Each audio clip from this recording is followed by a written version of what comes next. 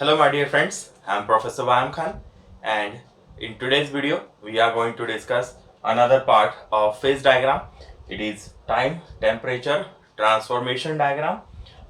This triple T diagram is also known as isothermal transformation diagram, and it is also called as S or C curve. In previous videos we have seen the various types of phase diagrams, as well as we have seen the phase diagram for iron carbon system.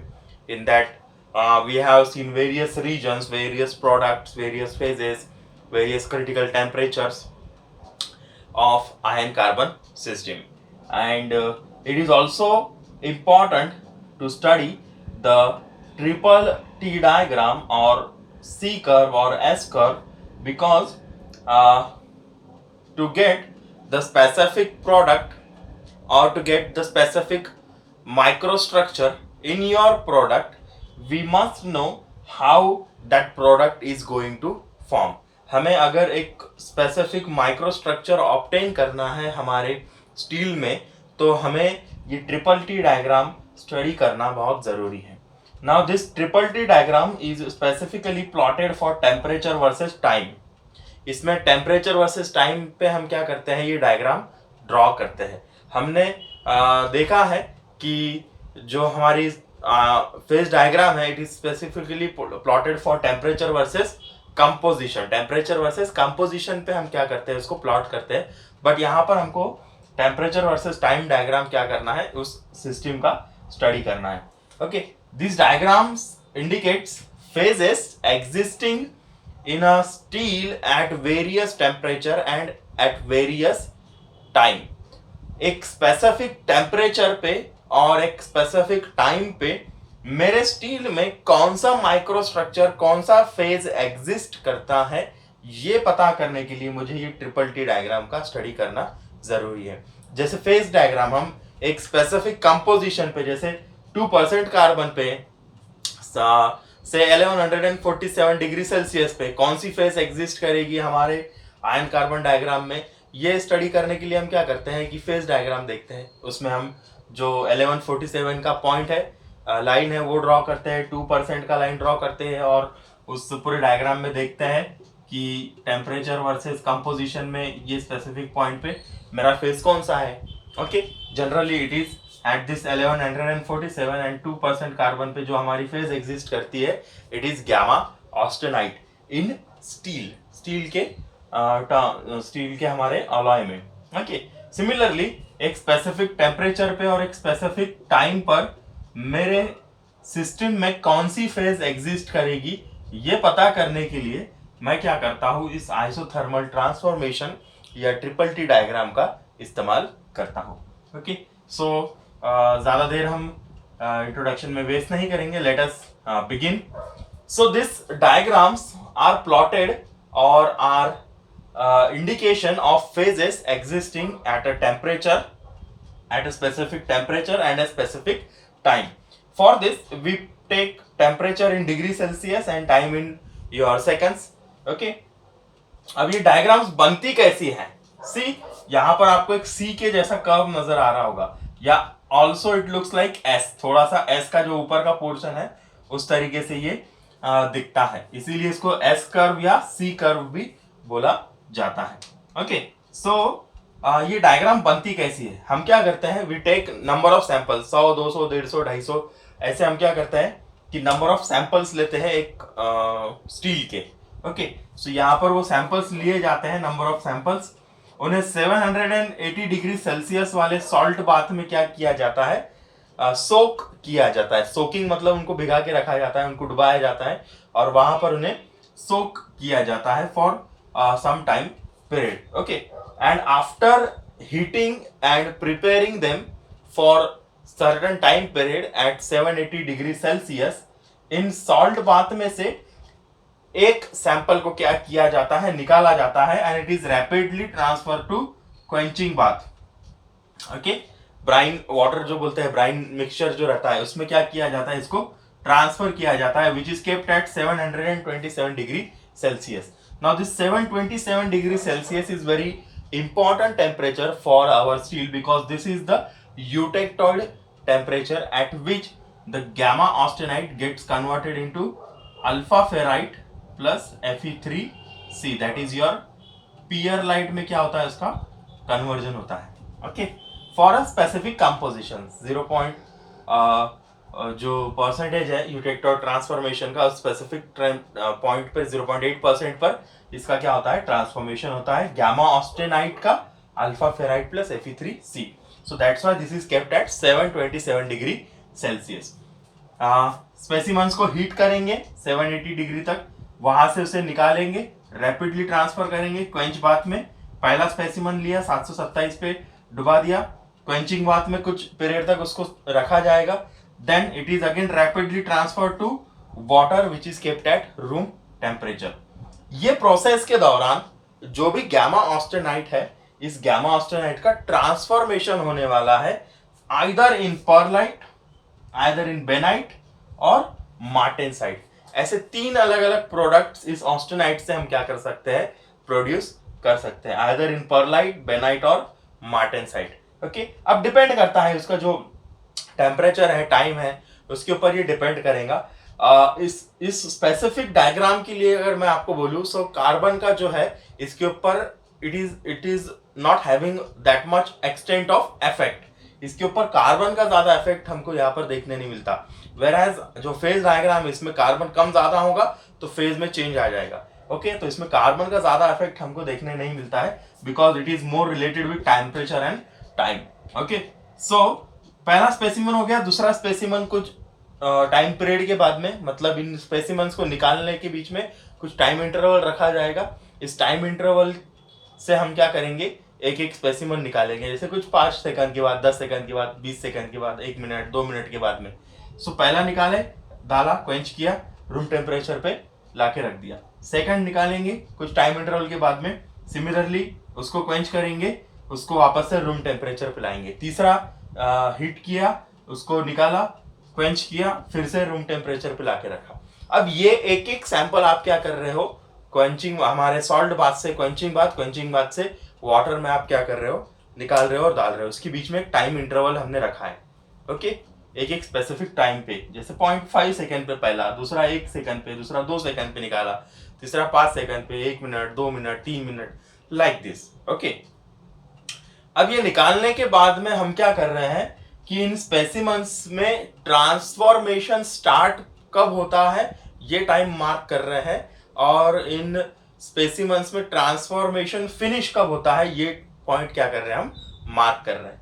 Transformation start और finish मतलब क्या, जैसे कि जब मैंने इसको heat किया, इसका जो माइक्रो स्ट्रक्चर है इसमें ऑस्टेनाइट प्रोड्यूस होगा. इस ऑस्टेनाइट का कुछ दूसरे प्रोडक्ट में क्या होने वाला है, कन्वर्जन होने वाला है. जैसा परलाइट है, पियरलाइट है, बेनाइट है, मार्टेनसाइट है.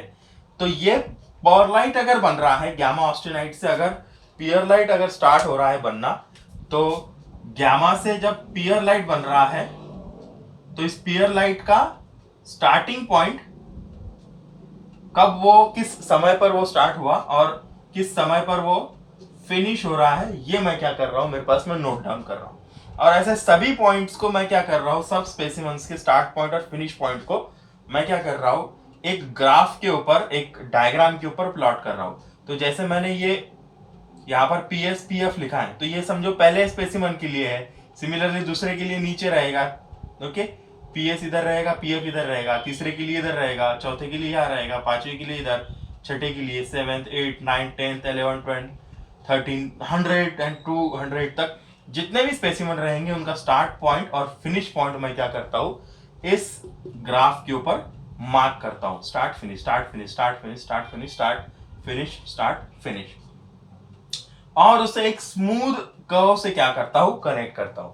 And this smooth curve is nothing but your SC curve, S और C कर्व, और also known as time temperature transformation diagram. इसमें टाइम और टेम्परेचर के हिसाब से कौन सा ट्रांसफॉर्मेशन होने वाला है, प्रोडक्ट कौन सा मिलेगा, ये हमको पता चलता है. Okay, now let us pay attention here. अब इस स्पेसिफिक जो कर्व है उसके ऊपर हम अटेंशन हमारा कॉन्सेंट्रेट करते हैं. तब तक मैं ये इरेज कर देता हूं. आई होप आपको ये जो पार्ट है वो समझ में आया। Now this diagram, how this diagram is plotted, actually हमने देख लिया कि डायग्राम कैसी बनती है। इसको अगर मैं एक दूसरे ग्राफ पे अगर आपको बताऊं तो वो जो स्पेसिमन है वो रूम टेम्परेचर से इस तरीके से हीट किया जाता है। This is temperature and this is your time. Okay, इस तरीके से हीट किया जाता है 780 तक। Okay, then it is brought to 727 पे लाया जाता है। Then it is kept at this 727 degree Celsius for certain time. So this is your heating upward direction, this is your cooling, this is again cooling or you can say soaking period, मतलब उसके अंदर आप hold कर रहे हैं, उस specimen को hold करके रख रहे हैं 727 डिग्री के कांस्टेंट टेम्परेचर पे, and then again it is cooled up to room temperature. So ये जो पीरियड है, दिस होल्डिंग पीरियड, ये जो होल्ड या सोकिंग पीरियड जिसको मैं बोल रहा हूं, इस सोकिंग पीरियड में ही हमारा ट्रांसफॉर्मेशन होता है। यहां पर जो ये पॉइंट दिख रहा है, this is the start of transformation and this is the finish off transformation. ये दो पॉइंट्स, यहां पर ट्रांसफॉर्मेशन स्टार्ट होगा, यहां पर फिनिश होगा। जैसे हम आइस बनाते हैं पानी से, सो पानी से आइस जब हम बनाते हैं, सो 0 डिग्री सेल्सियस में पूरा की पूरा आइस बन जाता है क्या? नहीं बनता है, पूरा की पूरा आइस नहीं बनता है। 0 डिग्री सेल्सियस पे भले ही फ्रीजिंग पॉइंट रहेगा, बट पूरा की पूरा पानी फ्रीज नहीं होता है। कुछ पोर्शन में फ्रीजिंग होता है, कुछ पोर्शन में फ्रीजिंग नहीं होता है। तो ये फ्रीजिंग जहां से स्टार्ट हो रहा है, that is 0 degree Celsius, so that is the starting point for ice. Okay, ice बनने का वो क्या है? ट्रांसफॉर्मेशन स्टार्ट पॉइंट है। और कुछ घंटों बाद, कुछ मिनट्स बाद, कुछ देर बाद, ये जो भी वाटर है, it gets completely converted into solid, मतलब आइस में क्या हो जाता है, उसका कन्वर्जन होता है। तो जैसे ही पूरा की पूरा आइस बन जाता है, that point is called as transformation finish. So therefore here the transformation starts and here the transformation ends, therefore it is called as TS and this is TF. So similarly जितने भी specimen रहेंगे उनके TS TF हम क्या करते हैं, इस graph के ऊपर मार्क करते हैं और उसको कनेक्ट करते हैं हमारे स्मूथ कर्व से। सो इस तरीके से हमारा ये कर्व ड्रॉ किया जाता है। अब मैं आपको इस कर्व के कुछ स्पेसिफिक एरियाज बताता हूँ। ठीक है, दिस इज द टेम्परेचर, इस एक्सिस पर हमारा टेम्परेचर है, इस एक्सिस पर हमारा टाइम है, 0.5 सेकंड से लेके 10⁶ सेकंड्स तक है। आवर्स है, मिनट्स है, डेज है, वीक्स है, ईयर्स है, मंथ्स है, इस तरीके से वो बढ़ता जाएगा time. Okay, now this is your 700 degree Celsius and this is 800 degree Celsius. This is AE1, जो कि हमारा ऑस्टेनेटिक टेम्परेचर है, या जिसको हम यूटेक्टॉइक टेम्परेचर भी बोलते हैं। इसके ऊपर जो भी पोर्शन है ऑस्टेनाइट का रहेगा। सो ये जितना कर्व आपको दिख रहा है, ये जो पहला कर्व है ना, it is form because of the starting points. Transformation के स्टार्ट पॉइंट जितने हैं, इनसे ये कर्व बना है। सो इसके लिए इसको बोला जाता है स्टार्टिंग कर्व। सिमिलरली ये जो छोटा कर्व दूसरा दिख रहा है, एग्जैक्टली सी टाइप जो है, it is called as finishing curve, क्योंकि ये ट्रांसफॉर्मेशन फिनिश से बनता है। Okay, now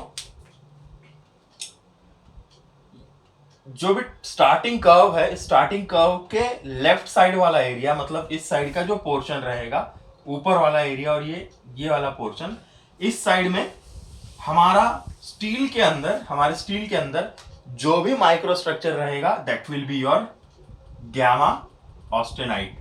okay, it will be your gamma austenite. Okay, इसलिए मैंने इस साइड में पूरा ए लिखा है। Okay, now this gamma austenite, depending on the cooling rate और depending on the temperature of cooling, जो आप होल्डिंग पीरियड या जो सोकिंग पीरियड हम बोल रहे हैं, इस हिसाब से जिस तरीके से उसका कूलिंग किया जाएगा, जिस टाइम पे उसका कूलिंग किया जाएगा, जिस टेम्परेचर पे उसका कूलिंग किया जाएगा, depending on that this gamma austenite is going to get converted into 3 different products. पहला है पियरलाइट, दूसरा है बेनाइट एंड तीसरा है martensite. Okay, this martensite is very important. Pearlite, bainite and martensite, in 3 जो प्रोडक्ट्स है, इसमें इसका ऑस्टेनाइट का कन्वर्जन होगा। Okay, now if you see this upper region, ये जो ऊपर का रीजन है, ये जो पोर्शन दिख रहा है ना ऐसा, थोड़ा सा मोटा मोटा सा बाहर निकला हुआ, ये पोर्शन इसको बोला जाता है नोज ऑफ द कर्व। क्या बोलते हैं इसको? नोज। ओके, सो ये नोज रीजन के मिडल तक जो भी प्रोडक्ट हमको मिलेगा ऊपर से नीचे तक, यहां तक इस पोर्शन तक, वो रहेगा हमारा पियर लाइट। क्या रहेगा? पर लाइट। पहला प्रोडक्ट हमको मिलेगा इन बिटवीन योर 700 टू 500, अंदाजे 700 से 500 डिग्री सेल्सियस के बीच में पर लाइट हमको वहां पर देखने मिलेगा। That means austenite is getting converted into पर लाइट। दिस पर light is nothing but alpha ferrite plus cementite Fe3C. Okay, so therefore this is ferrite plus cementite on this side up to this region, इस region तक।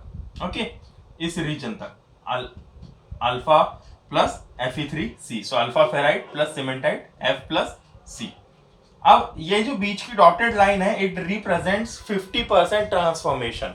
मतलब हमारे यहाँ जो gamma austenite है, it is converted into pearlite. 50% उसका part convert हो चुका है, 50% बाकी है। देयरफॉर ये जो बीच वाला पोर्शन है, इसमें मैंने ऑस्टेनाइट भी बताया है, फेराइट भी बताया है और सीमेंटाइट भी बताया है। ओके, सो देयरफॉर जो भी मार्किंग मैं यहाँ पर करूंगा, that's this marking will be your pearlite start and pearlite finish. Okay, ये ऊपर वाले पोर्शन। अब कुछ स्पेसिफिक स्पीड पे, कुछ स्पेसिफिक कूलिंग रेट से अगर हम कूलिंग करते हैं, तो दिस रीजन, ये जो नोज है, ये नोज अवॉइड करके हमारा ट्रांसफॉर्मेशन कंप्लीट होता है। वो कैसा होता है वो मैं आपको आगे बताऊंगा, क्रिटिकल कूलिंग रेट और कंटिन्यूअस कूलिंग ट्रांसफॉर्मेशन में।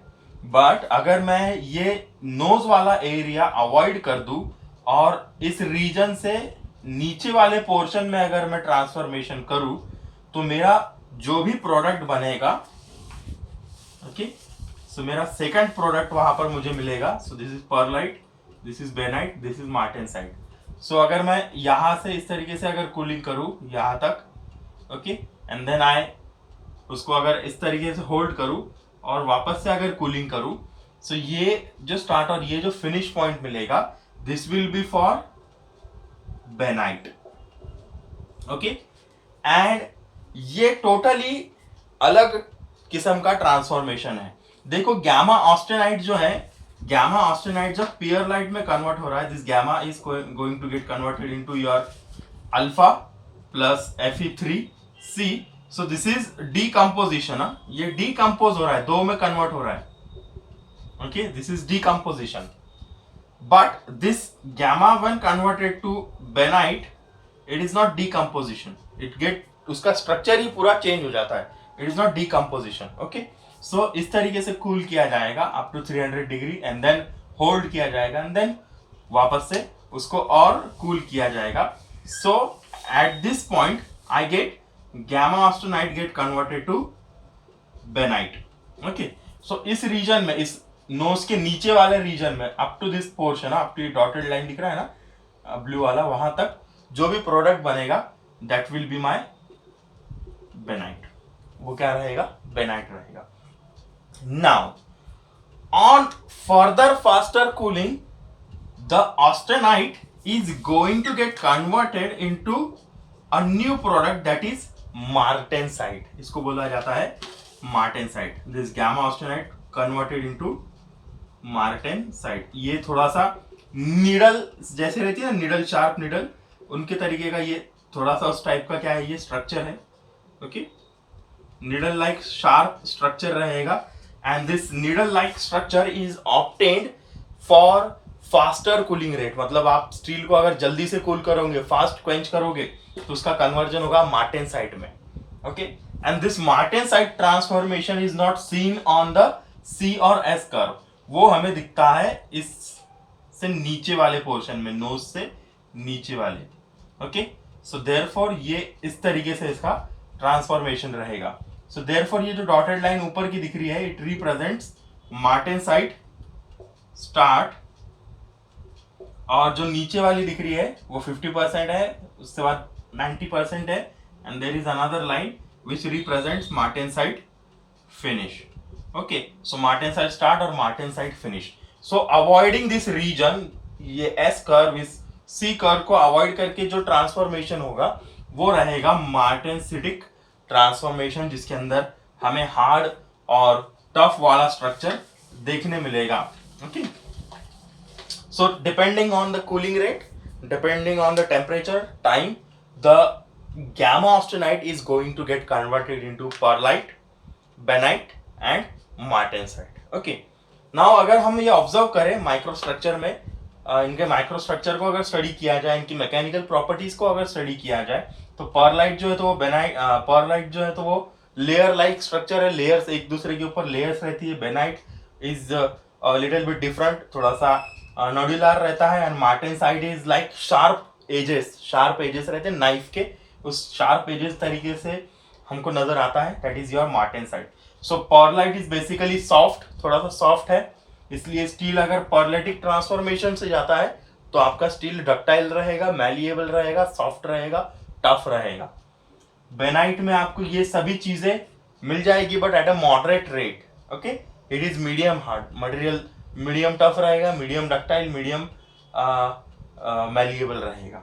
वेयर एज मार्टेनसाइट जो है it will give you the harder structure, उसका स्ट्रक्चर हार्ड रहेगा, it will be less ductile, less malleable and less tough, but it would be harder, वो hard रहेगा cast iron जैसा. Okay, so these are the three various transformations. अब ये तीन transformation हम कैसे मार्क करते हैं वो छोटा सा एक रिप्रेजेंटेशन यहाँ पर रखा है. सो ये वही डायग्राम है, temperature versus time, C curve है. तो मैं क्या करता हूँ कि टेम्परेचर जो भी ट्रांसफॉर्मेशन स्टार्ट होता है उसको एक कर्व पे लिख लेता हूँ, उसका टेम्परेचर टाइम मार्क कर लेता हूँ, ट्रांसफॉर्मेशन जहाँ फिनिश हो रहा है उसको मार्क करता हूँ, and then they are plotted on this specific curve. So इस तरीके से टीएस प्लॉट करते हैं. यहाँ पर कोई टीएस रहेगा, यहाँ पे कोई टीएफ रहेगा, यहाँ पे टीएस रहेगा, यहाँ पे कोई टीएफ रहेगा. सो like this your transformation happens, and this transformation is plotted on the your temperature versus time diagram. Also on the right side the hardness of the material is mentioned, hardness of the product is mentioned. So this hardness goes on increasing in the downward direction, नीचे के direction में hardness क्या हो रही है, बढ़ रही है. सिंस अपर टेम्परेचर में मटेरियल सॉफ्ट है, सो पहला जो ट्रांसफॉर्मेशन हमने देखी वो परलाइट है. सो परलाइट में हमको हार्डनेस जो नजर आती है इट इज अराउंड 50 टू 15 से 40 रॉकवेल स्केल तक, 42 तक हमको नजर आती है. Bainite is medium hard up to 47 to 57 RC तक हमको उसका देखने मिलता है hardness. And your martensite is more harder and is having RC between 60 to 70 Rockwell scale. So इस डायरेक्शन में हार्डनेस क्या होती जा रही है, बढ़ रही है. तो जैसे जैसे प्रोडक्ट नीचे की डायरेक्शन में मूव हो रहा है, हमारा प्रोडक्ट का हार्डनेस क्या हो रहा है, बढ़ते जा रहा है. So this is your time temperature transformation diagram, and it is specifically plotted to check phases existing in steel at various temperature and time. तो आप एक स्पेसिफिक टेम्परेचर पे मुझे 600 डिग्री पे कौन सा प्रोडक्ट मिलेगा बाबा स्टील में, तो ये चेक करना है. तो मैं क्या करता हूँ, इसके ऊपर 600 डिग्री कहाँ पर है, यहाँ पर है, कितने देर के बाद देखना है, से 10⁻² सेकेंड्स के बाद देखना है, तो यहाँ पर मार्क करूंगा. So like this, so I will get to know that अरे यहाँ पर मुझे पियर लाइट मिलने वाला है. Okay, so it is plotted like this. So temperature जैसे मैंने पहले बताया था ना, हीटिंग होता है, कूलिंग होता है, होल्डिंग होता है, कूलिंग होता है. सो ये अगर पोर्शन मैं रिमूव कर दूँ इनिशियल हीटिंग का, सो this is cooling, this is holding, this is again cooling. Okay, so this is cooling, holding and cooling. Okay, अब आप बोल रहे होंगे कि सर इस रीजन में तो दूसरा प्रोडक्ट है, तो वो परलाइट का ट्रांसफॉर्मेशन खत्म, मतलब चेंजेस नहीं आते हैं क्या उसमें, इट डज नॉट चेंज. क्योंकि जब आप इसको 700 से 727 से 600 पे लाते हैं, 600 से होल्ड करते हैं, सो जो भी ऑस्टेनाइट है वो परलाइट में स्टार्ट होता है, परलाइट उसका फिनिश होता है, it gets converted 100% into pearlite, and the rest जो पोर्शन है उसमें किसी भी तरीके का ट्रांसफॉर्मेशन नहीं होता है, एंड वहां पर सिर्फ कूलिंग होने वाला है स्टील का.